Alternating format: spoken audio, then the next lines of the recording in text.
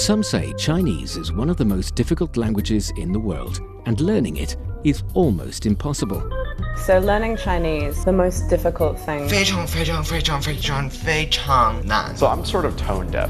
I can't really hear them. I think the cultural mindset is the biggest complication for The us. grammar. 知吃思诗都还难 It's just complicated so much.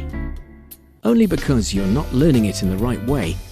Why not try Takeaway Chinese, where you can take some Chinese away and experience progress day by day.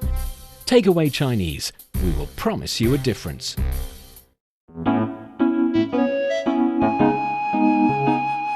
你好，欢迎收听随行汉语 Welcome to Takeaway Chinese. I'm Yang Honglin with Georgia Masset for today's show. Hi, Georgia. Hello everyone. I hope everyone is having a great day. Yeah, me too. We always hope that when you're listening to Takeaway Chinese, you're in a good mood, you're open to enjoy new things and fun topics that Takeaway Chinese always tries to provide. And for today's topic, actually we're discussing something quite interesting, and I think Georgia would find related to quite so well because you're kind of from both Italy and France. Exactly. Both have really long history and fun culture and really unique culture as well, and a lot of cultural heritage resources. And I was wondering, what's your attitude on cultural heritage? I mean, by saying attitude, I mean we all want to preserve it for sure, but have you ever experienced any? Or what are some fun cultural heritage sites or items or experiences that you've had or are interested in having? Oh, well, I think that something that I've experienced while traveling or that I see many people doing when they come, especially to Italy, but also France, those experiences that our heritage and all our historical ones. For example, in Italy, there are a lot of cooking classes, and not only where we can talk about our history and while doing something that reminds us of our everything that makes the country. And it's something that I've always tried to do. Even I've had a class on jiaozi a couple of years ago, and I still remember how to do it. And I think it's one of the best ways to travel, and even not to travel, but to experience a country and also a culture. That is definitely true. And I think people have this misunderstanding or misconception about cultural heritage. That is, it is something quite serious. Ordinary people like you and me would not have the ability or the access to it. And we definitely won't be able to understand it because it's just too complicated with a lot of history behind it. And it's just hard to conceive.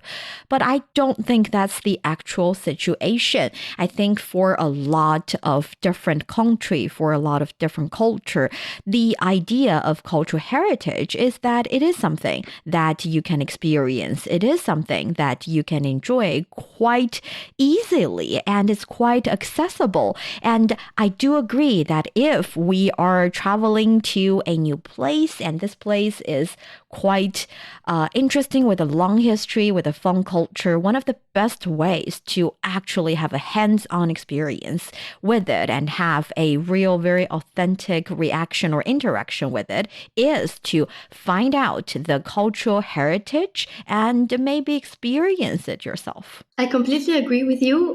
We tend to see it as something very difficult to reach or that requires a certain level of concentration. So maybe it's not an activity where we can also travel and enjoy our free time and just free our minds, but it can be actually both. So we can go to the opera, but at the same time have a cooking class or a culture class. It can be very light, it can be fun, you can meet other persons, and it can be a very, very fun experience. Yes, and I have to say the word for intangible cultural heritage in Chinese can be a little bit difficult. It is not in today's conversation. You do not necessarily have to know how to pronounce it or how to even write the characters, but I'd like to introduce it.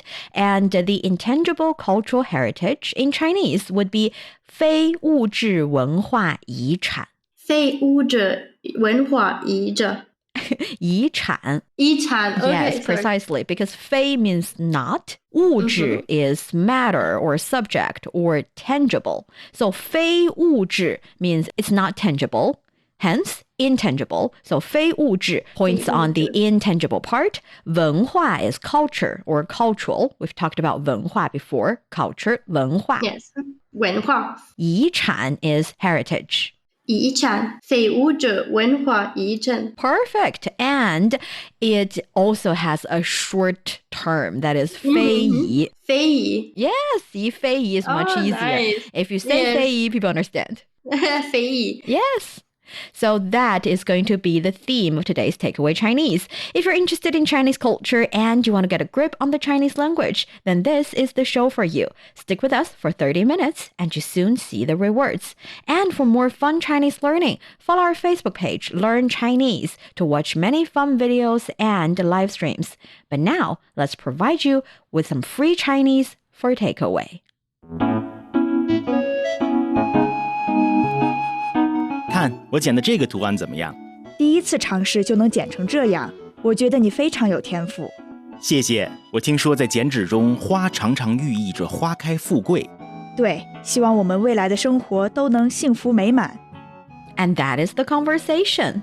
I think this, we always say this, but it's something that we could say when I finally come to China. Yeah, I have another understanding about it. That is, the reason that we feel like we can have this conversation is because these kind of conversations happen between a Chinese native and their foreign friends quite so much. These are they're the things, so relatable. And they're so relatable, and these are the things that we can actually do, and these are the conversations that we can actually have, which in my opinion is a really good thing because we can use all these expressions and sayings in the conversation easily with our Chinese or foreign friends. Yes. So for the first sentence, 看我剪的这个图案怎么样? Look, what do you think of the pattern that I cut? So 看 look. Can I say 看看? Yes. Can I say 看一看? Yes. Can I say 你快看? It depends. Is it urgent? Even if it's not urgent, actually, I can say 你快看. It's kind of like really? showcasing my urgent need for you to take a look. So it does not have to be like, hey, there's a firework. 快看快看. If you don't take a look, you miss it. It's more like, I really want you to see this at this second. Not because it will disappear, but more like, I really, really want you to see it. So 你快看. This is nice. Yes. I thought it would be a very important matter of time. No, it's not about time. It's about my feeling, my emotion currently. So 你快看 actually works as well. But yes, definitely it carries this, I want you to do this right now or as fast as possible kind of sentiment. All right. So yes, all these actually work. And then 我剪的. I cut. I cut, precisely. So why is there a de here? Because after a object will follow. Yes, see, you know how to do these things now. Okay, so 的 can sometimes be used as a word to changing the nature of the words. So, for example, if I say 这是我剪的, this is something that I cut. So I make this by cutting. 这是我留给你的. This is something that I left untouched for you. So basically, I'm changing the verb into a noun. I can also do that with a adjective. I can also add this after a adjective to make the sentence more complete. For example, I can say 我觉得她很漂亮. Okay, I think she's very pretty.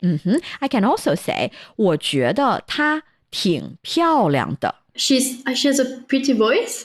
Or she's just really pretty. It's like you add a de after it to complete the sentence. Sometimes it's hard to describe how come the de is needed after a verb or an adjective, but you can observe these kind of phenomenon and remember how it's used, and in the future you'll be able to say a Chinese sentence more naturally. Okay. Like a native speaker. Yes, it takes some time, but I get what you're saying. Yes, and in this sentence, de is necessary for sure. So we have to say 我剪的 this thing. You cannot say 我剪 this thing. Okay, yes, it wouldn't make sense. Yes, and 剪 here is cut, but it's cut with a scissor. It's not cut with a knife. If it's something that's cut with a knife, you have to say 切. 切.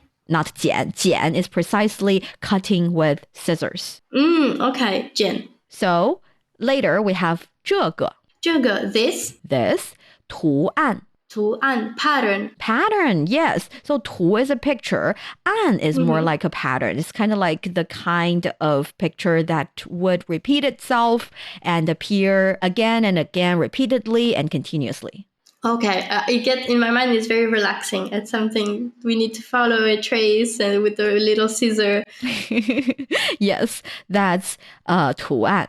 And 怎么样?怎么样 is how at the end.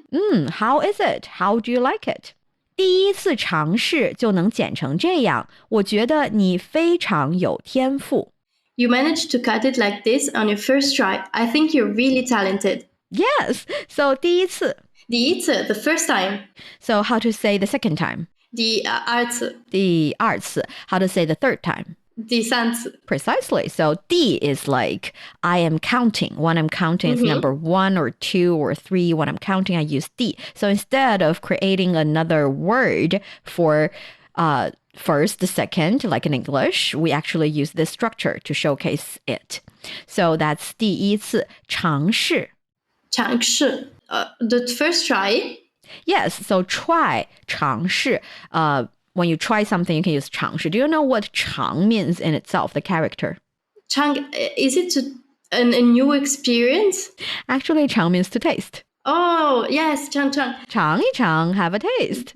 Yes, now I remember. Yeah, I don't know why, but 尝试 does not carry the meaning of tasting. It actually just means to try something. But I feel like, Chinese people agree that eating is one of the most important things in everyone's daily life. We say 民以食为天, so it's as important as heaven or the sky when it comes to food. So maybe that's why we consider 尝 a very important word and we include it in when you're trying new things, not only trying new food or new taste, just trying new things in general.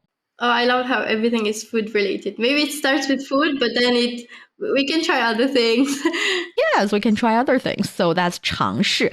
Oh, by the way, both 尝 and 试 in the word 尝试 carries the meaning of try something new things. 尝试. 就really? 就 actually means then or just. Just. And 能 being able to. 剪 剪 to cut. With a scissor instead of knife. Yes, with a scissor. 成 to cut it into. Yes, precisely. And 成 剪成 or any verb plus 成 means to create something with the verb. So it's like you said, it's to put something into, cut something into something, write something into something, paint something into something. So if I want to say, 这个字写成这样真不错. So maybe you are practicing calligraphy and using a brush pen to write a character and you've done a really good job. I say, 写成这样. So write it into this or write it to this. And I can also say, 画成这样好难. You're painted into something. So 成 basically means to successfully carry out the verb or the action that you put in front of the character 成. So a verb plus 成. I remember this chunk from university. It's really stuck in my mind how the transformation of creating something has happened and it makes so much sense. Yes, it makes so much sense. So 剪成这样, cut it into something like this. 我 like this. I 觉得 I think 你 you 非常 very. Can I say 很? Yes. Can I say 真的? Yes. Can I say 真的很? No. Yes. Oh, yes. Oh, really? I never heard of it. If you say 我觉得你真的很有天赋, it's even better than 我觉得你真的有天赋. Okay, I will start using it. I thought, I never heard of it. This is a very common phenomenon in the Chinese language. It's kind of like you're using 真的 to describe 很 and using 很 to describe 有天赋. It's like saying you're really, really good at this. 真的很. Yes. So then we have 有天赋.有天赋 to have a natural talent. Yes, so to be very talented. This is funny because in a lot of occasions, we see a Chinese word that can be used both as a noun and a verb, or as a noun and an adjective. But definitely 天赋 is a noun, and it is a noun only. So if you want to say someone is talented, in Chinese, you have to say they have talent. Okay. And I wanted to ask you, is 天赋 used only for natural talents that come very easily on the first try, or even for talents that need a little bit more exercise? I think you can, in real world, you can use it for both occasions. For example, if you say, 我认为你跳舞很有天赋, I think you're a natural when it comes to dancing. We know for a fact that no one can dance any form or any style of dances. They have to practice, but they can have the talent. For them, it can be easy to learn new ways of dancing. So it's a little bit both, but definitely the word 天赋, 天 means heaven or sky. 赋 means to give. So this is something that the heaven gives you. This is something that you're born with. So a little natural talent is required. Yes, definitely, at least a little. So 天赋. 天赋.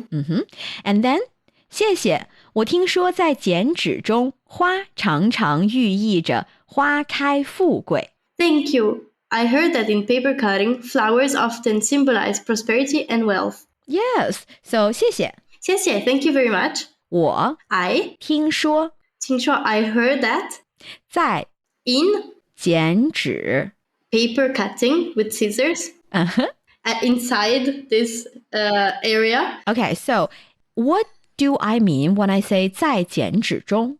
From what I understand, it's inside the area of paper cutting or inside a specific hobby or yes, would it be? Yes. Actually, the thing is, inside something, if you're talking about inside something, you would think that the something must be concrete.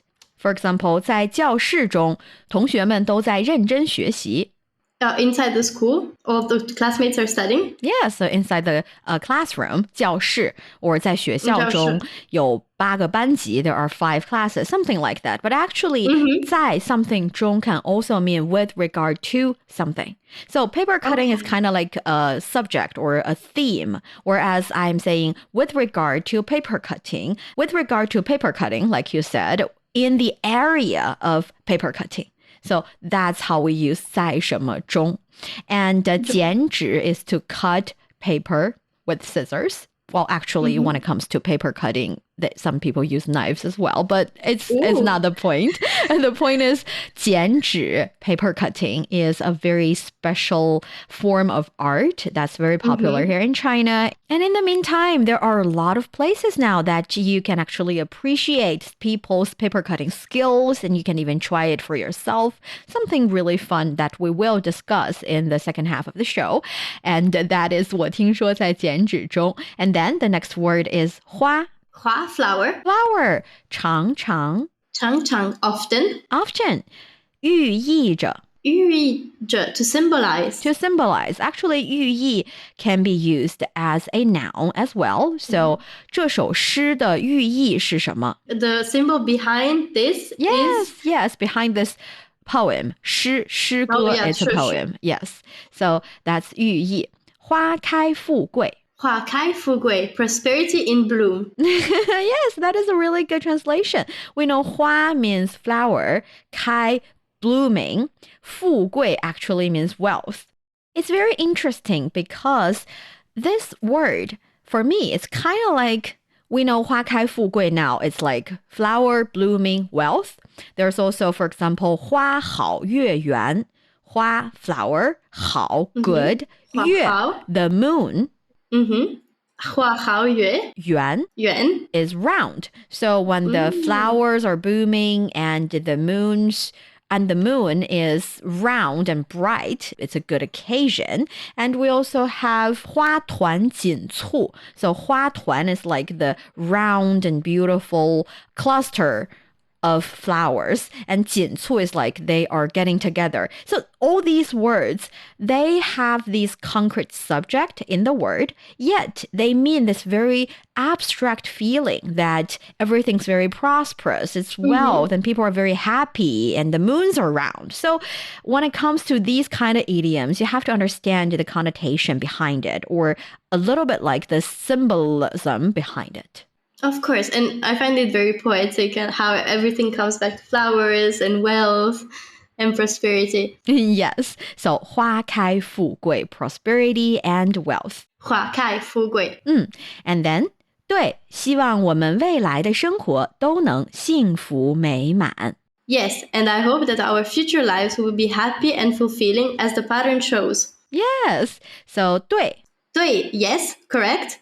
希望I hope that 我们 our 未来的our future 生活 lives 都能 in this case both will be can all be or both will be. So I think it depends on how you understand it. So you and me, that's both our lives, or the future days, it's kind of like all of our future days. So it depends on how you understand.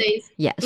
幸福美满 幸福美满 happy and fulfilling. Yes, happy and fulfilling. So 幸福 carries the meaning of happy, and it's not the I am very happy at the moment because I've received a gift kind of happy. It's like my days are happy and my life is happy kind of happy. And 美满 美 we know is beautiful, and 满 is full, so fulfillment. Oh, 美满 Yes, 幸福美满幸福美满 All right, that's the conversation. Do you have any questions, or can we give it a go? I wanted to ask you if there's other ways to indicate future, or is this way like the only way of indicating a very far future? This is a good question, and interestingly, there is another way of saying future, that is tomorrow, 明天. 明天 Yes, in Chinese we sometimes say 明天会更好. 明天会更好 I hope tomorrow will be better. Tomorrow will be better. Oh, yes. And it's not the kind of tomorrow that precisely the day after today. It's more like the future will be better. Oh, I think in English also it's used. Yes. Tomorrow in the same way. In the same way. So yes, 明天 is another way of saying future, but always 明天 translated as 明天, tomorrow. Okay, so 未来 or 明天 Yes. All right. Thank you. You're very welcome. Let's give it a go. Perfect. 看我剪的这个图案怎么样？第一次尝试就能剪成这样，我觉得你非常有天赋。谢谢。我听说在真实中，花常常寓意着花开富贵。对，希望我们未来的生活都能幸福美满。You're listening to Takeaway Chinese with myself, Niu Hongli, in Georgia. We would love to hear from you. Send us your thoughts via email to learnchinese@cri.com.cn. Coming up next, let's talk about some fun intangible cultural heritage experience that you can precisely experience here in China. Don't go away, so you will take some Chinese away. Welcome back to Takeaway Chinese. I'm Niu Honglin with Georgia Maset. Georgia, we've been on this subject for quite several episodes. That is, what can you experience if this is your first time, second time, or any time visiting China as a foreigner? Because we have a lot to offer, for sure. We've talked about the places to visit, including the Great Wall, the Summer Palace. We've also talked about some cultural related sites like the hometown of Kongzi, Confucius, Qu Fu, these places. And now we are on the subject of intangible cultural heritage that you can actually experience in China. So I'm pretty sure you've done a little bit of research already. What is the intangible cultural heritage that interests you the most? Well, actually, before this episode and before talking about it, because now I'm a little more curious in paper cutting, what I wanted to do and something I've a little bit experienced is calligraphy, 书法. And it's something, yes, I've done a little bit in school, but at the same time, I think that when I come to China, and especially in Beijing, I will book a class and attend a class because I think I will be very bad. But No, at the you same won't. time, You'll it's be something. great. Oh no! It's very difficult, and it's something that we really don't have in Western culture. I mean, calligraphy is important, but I think it's not important anymore, or not at the same time. Well, at the same, from what I understood, it's also a sort of meditation, and you have to be very precise and into yourself. So it's something that I really want to do, because I'm always on the other side. So I'm always not very precise, not very attentive. And I've also wanted to try acupuncture, which is something that I've never done.